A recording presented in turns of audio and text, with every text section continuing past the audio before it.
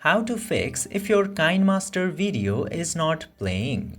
Now there might be some reasons for this issue. If your KineMaster video is also not playing, you can try some solutions to fix that.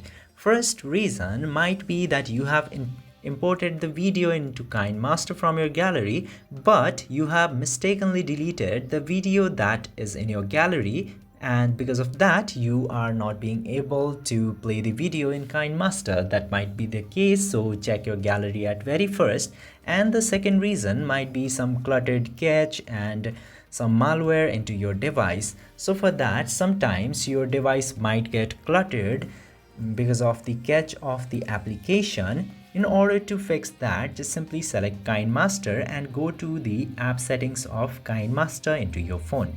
Then you need to select this storage section from there, tap into that, and you will get this option of clear cache. Simply select clear cache and it will remove all of the cluttered cache from the application in your device, and your video might play as normal as before in KineMaster.